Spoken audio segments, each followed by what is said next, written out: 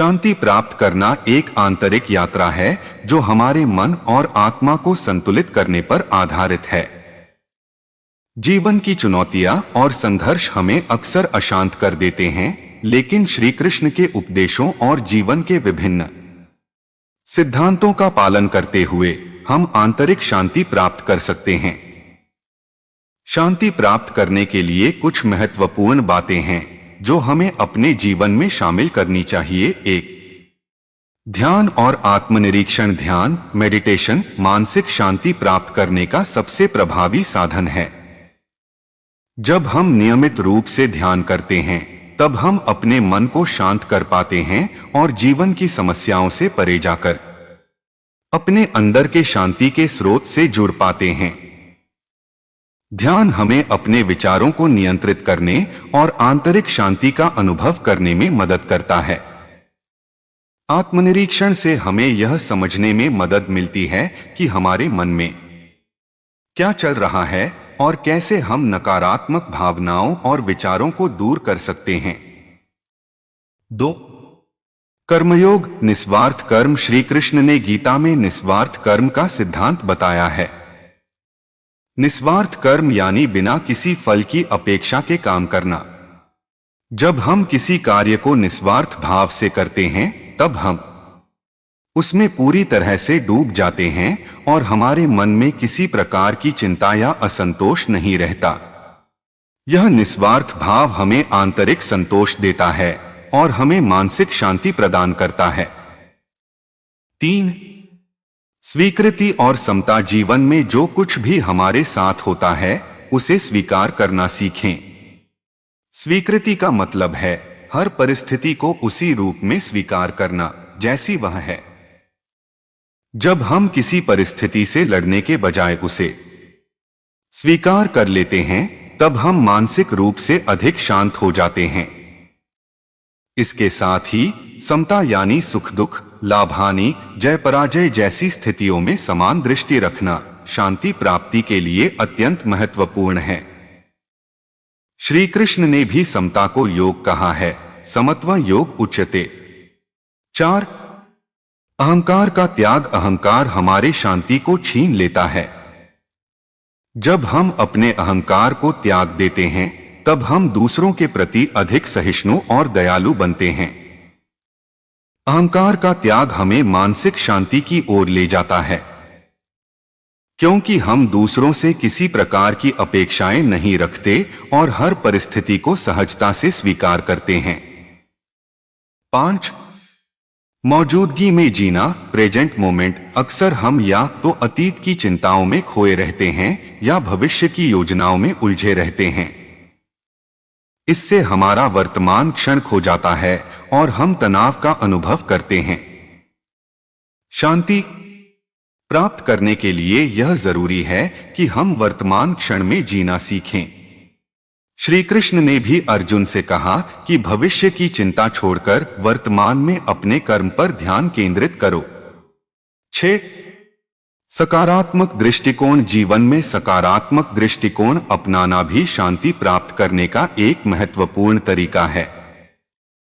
जब हम हर परिस्थिति में कुछ अच्छा देखने का प्रयास करते हैं तब हमारे मन में शांति और संतोष बना रहता है। नकारात्मकता से दूर रहकर सकारात्मक सोच के साथ जीवन जीने से हमें मानसिक शांति प्राप्त होती है। 7. संगति का प्रभाव। शांति प्राप्त करने में हमारी संगति का भी बड़ा प्रभाव होता है। अच्छे विचारों और सकारात्मक व्यक्तियों के साथ संगति करने से हमारे मन में शांति और स्थिरता आती है। इसके विपरीत नकारात्मक लोगों के साथ समय बिताने से हमारी मानसिक स्थिति पर नकारात्मक प्रभाव पड़ता है। इसलिए संगति का चयन शांति प्राप्त करने के लिए महत्वपूर्ण है। 8. प्रकृति से जुड़ाव। प्रकृति में समय बिताना भी शांति का अनुभव कराता है। प्रकृति के साथ जुड़ने से हमारे मन में शांति और स्थिरता आती है। चाहे वह एक शांत स्थान पर जाकर समय बिताना हो, पेड़ों के बीच सैर करना हो या समुद्र के किनारे बैठना हो, प्रकृति के साथ समय बिताने से हमें आंतरिक शांति का अनुभव होता है। 9. आध्यात्मिक साधना में लीन होकर भी हम शांति प्राप्त कर सकते हैं। चाहे वह भजन कीर्तन हो, मंत्र जप हो या पूजा अर्चना हो, आध्यात्मिक साधना से हमारे मन को स्थिरता मिलती है और हम अपने जीवन के उद्देश्य को समझ पाते हैं। श्री कृष्ण ने भी भक्ति योग का महत्व बताया है, जिससे हम ईश्वर के प्रति समर्पित होकर मानसिक शांति प्राप्त कर सकते हैं। 10. समर्पण और ईश्वर में विश्वास, जीवन की सभी परिस्थितियों को ईश्वर के प्रति समर्पित करना और यह विश्वास रखना कि जो कुछ भी हो रहा है वह ईश्वर की योजना का हिस्सा है, हमें शांति प्रदान करता है। जब हम अपने जीवन को ईश्वर के प्रति समर्पित कर देते हैं और हर परिस्थिति में उनका स्मरण करते हैं, तब हमें किसी भी परिस्थिति में मानसिक शांति प्राप्त होती है। निष्कर्ष, शांति प्राप्त करना एक सतत प्रक्रिया है जो हमारे आंतरिक विकास और बाहरी दृष्टिकोण से जुड़ी हुई है। श्री कृष्ण की शिक्षाओं का पालन करके हम अपने जीवन में शांति और संतुलन प्राप्त कर सकते हैं। ध्यान, निस्वार्थ कर्म, समता और भक्ति जैसे साधनों का अभ्यास करके हम अपने मन को स्थिर कर सकते हैं और सच्ची शांति का अनुभव कर सकते हैं। भक्ति एक आध्यात्मिक पथ है जो हमें ईश्वर के प्रति प्रेम, श्रद्धा और समर्पण की ओर ले जाता है। भक्ति का अर्थ है ईश्वर के प्रति अटूट विश्वास और प्रेम का भाव विकसित करना। भक्ति बढ़ाने के लिए हमें अपने जीवन में कुछ आदतों और साधनों को शामिल करना होता है। नीचे भक्ति बढ़ाने के लिए कुछ महत्वपूर्ण तरीके बताए गए हैं। 1. नियमित ध्यान और प्रार्थना। ध्यान और प्रार्थना के माध्यम से ईश्वर से जुड़ना भक्ति को बढ़ाने का सबसे प्रभावी तरीका है। जब हम नियमित रूप से प्रार्थना करते हैं और ध्यान करते हैं, तब हमारा मन शांत होता है और हम अपने अंदर ईश्वर की उपस्थिति को महसूस कर पाते हैं। ध्यान और प्रार्थना से मन में ईश्वर के प्रति श्रद्धा बढ़ती है और हमें आंतरिक शांति मिलती है। 2. ईश्वर का नाम जप, मंत्र जप। ईश्वर का नाम जपना भक्ति का एक सरल और प्रभावी साधन है। जब हम नियमित रूप से ईश्वर का नाम जप करते हैं, तब हमारे मन में ईश्वर के प्रति प्रेम और भक्ति का भाव जागृत होता है। मंत्र जप से हमारी आत्मा शुद्ध होती है और हमारा मन ईश्वर की ओर आकर्षित होता है। उदाहरण के लिए नमः शिवाय, हरे कृष्ण, हरे राम या किसी अन्य मंत्र का जाप नियमित रूप से किया जा सकता है। 3. धार्मिक ग्रंथों का अध्ययन। धार्मिक ग्रंथों का अध्ययन करने से हमारे मन में ईश्वर के प्रति ज्ञान और भक्ति बढ़ती है। भगवद गीता, रामायण, महाभारत, वेद, उपनिषद और पुराण जैसे धार्मिक ग्रंथ हमें जीवन की सच्चाइयों और ईश्वर के मार्गदर्शन की समझ देते हैं। जब हम इन ग्रंथों का अध्ययन करते हैं, तब हमारे मन में ईश्वर के प्रति प्रेम और भक्ति का विकास होता है। 4. सत्संग और संगति। सत्संग, संतों और भक्तों के साथ समय बिताना भक्ति को बढ़ाने का एक महत्वपूर्ण तरीका है। जब हम सत्संग में शामिल होते हैं, तब हमें भक्ति और ईश्वर के प्रति समर्पण का सही मार्गदर्शन मिलता है। भक्तों की संगति से हमें सकारात्मक ऊर्जा मिलती है और हमारे अंदर भक्ति का भाव प्रबल होता है। इसलिए संतों, साधुओं और भक्तों के साथ समय बिताने का प्रयास करें। 5. सेवा, निस्वार्थ सेवा। निस्वार्थ सेवा भक्ति का एक महत्वपूर्ण अंग है। जब हम दूसरों की बिना किसी स्वार्थ के सेवा करते हैं, तब हमारे मन में ईश्वर के प्रति प्रेम और भक्ति का भाव बढ़ता है। श्री कृष्ण ने गीता में कहा है कि हर कार्य को ईश्वर के प्रति समर्पित करके करना चाहिए। सेवा के माध्यम से हम अपने कर्मों को ईश्वर के प्रति अर्पित कर सकते हैं और भक्ति का अभ्यास कर सकते हैं। 6 भजन और कीर्तन गाकर या सुनकर हम अपने मन को ईश्वर की ओर केंद्रित कर सकते हैं।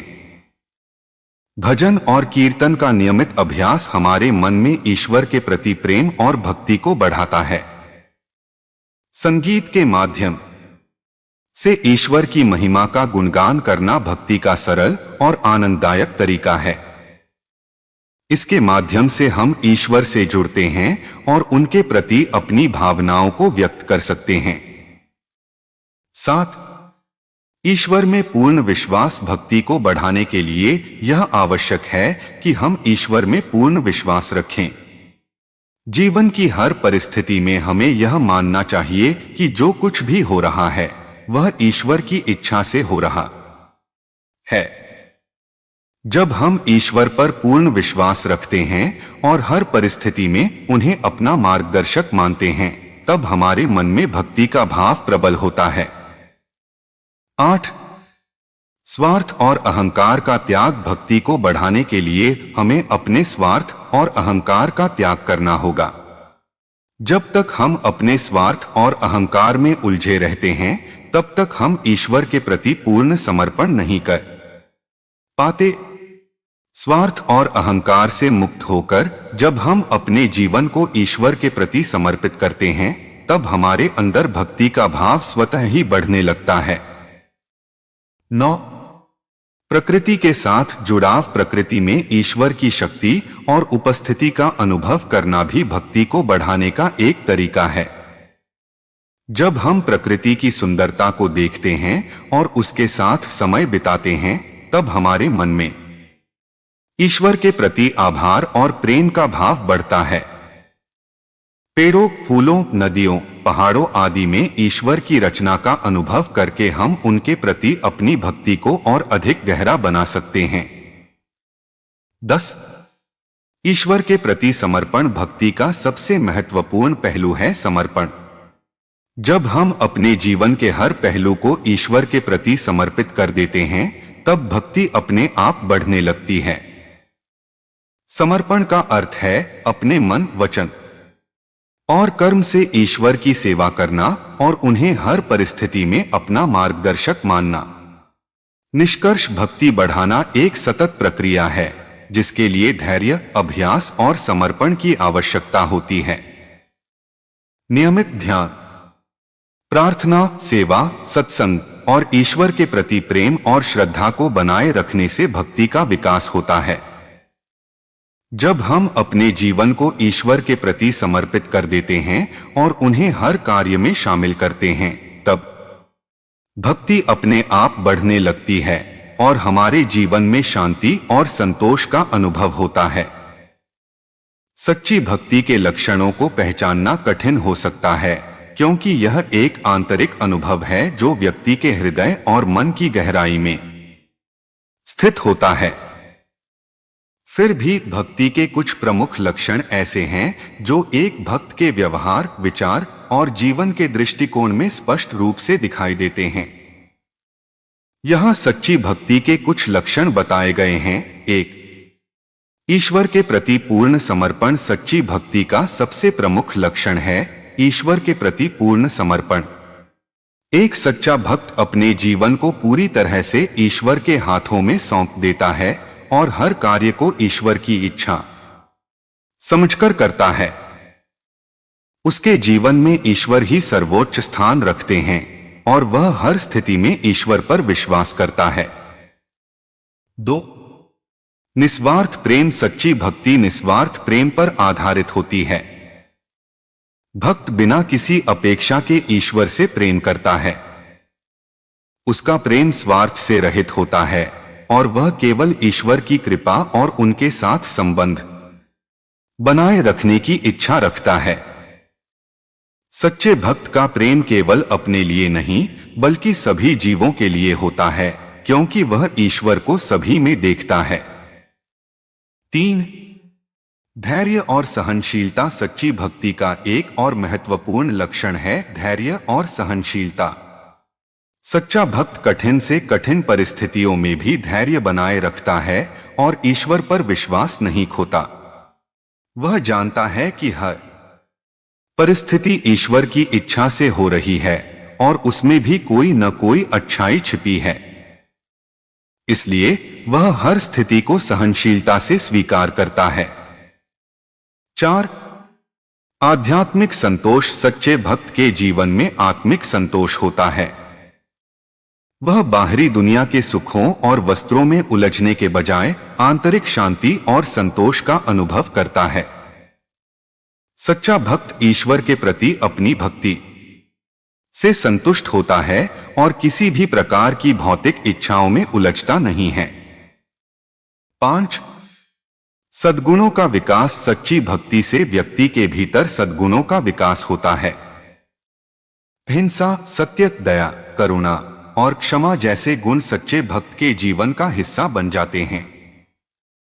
सच्ची भक्ति का प्रभाव व्यक्ति के चरित्र पर भी दिखाई देता है, जिससे वह एक नैतिक और धार्मिक जीवन जीने लगता है।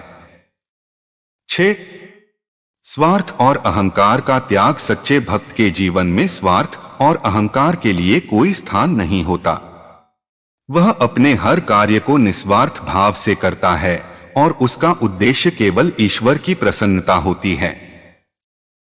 सच्चा भक्त किसी प्रकार की प्रशंसा या मान्यता की इच्छा नहीं रखता, बल्कि वह विनम्रता से अपनी भक्ति का निर्वाह करता है। 7. सत्संग और सेवा का प्रेम। सच्चे भक्त को सत्संग और सेवा से प्रेम होता है। वह हमेशा साधु संतों की संगति में रहना चाहता है और धर्म के मार्ग पर चलने का प्रयास करता है। सेवा करना उसकी भक्ति का महत्वपूर्ण हिस्सा होता है और वह बिना किसी स्वार्थ के दूसरों की सेवा करता है। इसे ईश्वर की सेवा के समान मानता है। 8. अनवरत स्मरण। सच्चा भक्त ईश्वर का अनवरत स्मरण करता रहता है। चाहे वह कोई भी कार्य कर रहा हो, उसके मन में हमेशा ईश्वर का स्मरण बना रहता है। उसका जीवन एक प्रकार से ईश्वर की आराधना में बदल जाता है, जहां वह हर पल ईश्वर को याद करता है और उनके प्रति अपना प्रेम व्यक्त करता है। 9. अविचल श्रद्धा और विश्वास। सच्चे भक्त के मन में ईश्वर के प्रति अविचल श्रद्धा और विश्वास होता है। वह किसी भी परिस्थिति में ईश्वर पर विश्वास नहीं खोता और उनके प्रति अपनी आस्था बनाए रखता है। चाहे कितनी भी कठिनाइयां क्यों न आएं, वह यह मानता है कि ईश्वर उसकी रक्षा करेंगे और उसे सही मार्ग दिखाएंगे। 10. मोहमाया से विमुक्ति। सच्चा भक्त मोह और माया के बंधनों से मुक्त हो जाता है। उसका मन भौतिक संसार की वस्त्रों और इच्छाओं में उलझने के बजाय ईश्वर की भक्ति में तल्लीन रहता है। उसे दुनिया की अस्थायी सुखों की कोई लालसा नहीं होती, क्योंकि उसका मन ईश्वर के प्रेम में स्थिर हो चुका होता है। निष्कर्ष, सच्ची भक्ति का अनुभव करने के लिए हमें अपने जीवन में इन लक्षणों को विकसित करने की आवश्यकता होती है। यह एक निरंतर प्रक्रिया है जिसमें धैर्य, समर्पण और अभ्यास की आवश्यकता होती है। सच्ची भक्ति में व्यक्ति केवल ईश्वर के प्रेम में लीन रहता है और उसके जीवन का हर कार्य ईश्वर को समर्पित होता है। इस प्रकार सच्ची भक्ति हमें न केवल ईश्वर के निकट ले जाती है, बल्कि हमें आंतरिक शांति, संतोष और आनंद का अनुभव भी कराती है। सच्ची सेवा एक निस्वार्थ और पवित्र कर्म है जो बिना किसी व्यक्तिगत लाभ या अपेक्षा के दूसरों की भलाई के लिए किया जाता है। सेवा केवल एक बाहरी कर्म नहीं है, बल्कि यह आंतरिक भावनाओं और शुद्ध इरादों से प्रेरित होती है। सच्ची सेवा के कुछ महत्वपूर्ण लक्षण निम्नलिखित हैं। 1. निस्वार्थता। सच्ची सेवा का सबसे प्रमुख लक्षण निस्वार्थता है। जो व्यक्ति सेवा करता है वह अपनी किसी व्यक्तिगत लाभ, प्रसिद्धि या प्रशंसा की इच्छा से मुक्त होता है। उसका एकमात्र उद्देश्य दूसरों की भलाई करना और उनके जीवन को बेहतर बनाना होता है। सच्ची सेवा में व्यक्ति को केवल सेवा का आनंद और संतोष मिलता है और वह किसी प्रकार की मान्यता या पुरस्कार की अपेक्षा नहीं रखता। 2. प्रेम और करुणा। सच्ची सेवा प्रेम और करुणा से प्रेरित होती है। जो व्यक्ति सच्ची सेवा करता है वह दूसरों के प्रति गहरी करुणा और प्रेम का अनुभव करता है। उसकी सेवा में दूसरों के प्रति स्नेह और सहानुभूति का भाव होता है। वह सेवा करते समय दूसरों की पीड़ा और कठिनाइयों को समझता है और उनकी मदद के लिए हमेशा तत्पर रहता है। 3. अहंकार का अभाव। सच्ची सेवा में अहंकार का कोई स्थान नहीं होता। सेवा करने वाला व्यक्ति अपने कार्य का श्रेय स्वयं नहीं लेता, बल्कि वह इसे ईश्वर की कृपा या अपनी नैतिक जिम्मेदारी मानता है। उसका ध्यान सेवा के परिणाम से अधिक सेवा के कार्य पर होता है।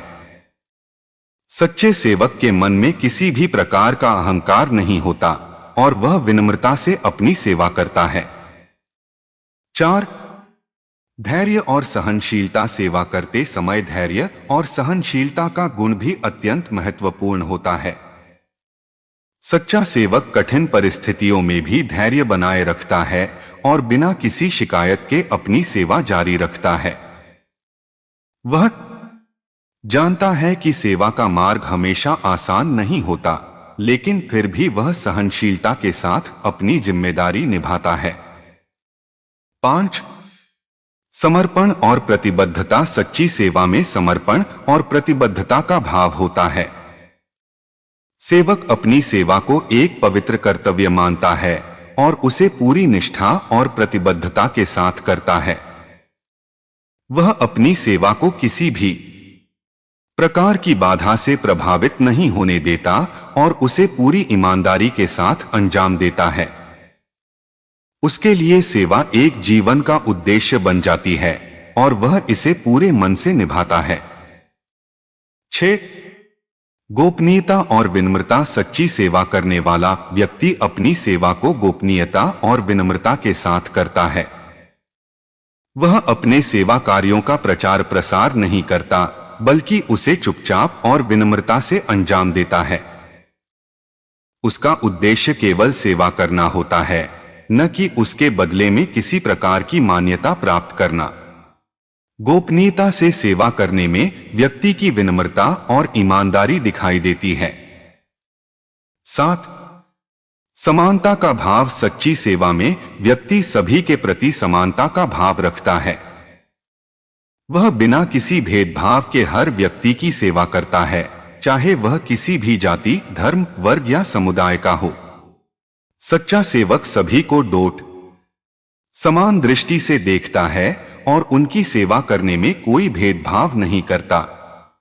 उसकी सेवा का उद्देश्य सभी को समान रूप से मदद और समर्थन प्रदान करना होता है। 8. आत्मसंतोष। सच्ची सेवा का लक्षण यह भी है कि व्यक्ति को सेवा करने से आंतरिक संतोष प्राप्त होता है। सेवा का कार्य उसे मानसिक और आत्मिक संतोष प्रदान करता है, जो किसी भी बाहरी सुख या पुरस्कार से अधिक महत्वपूर्ण होता है।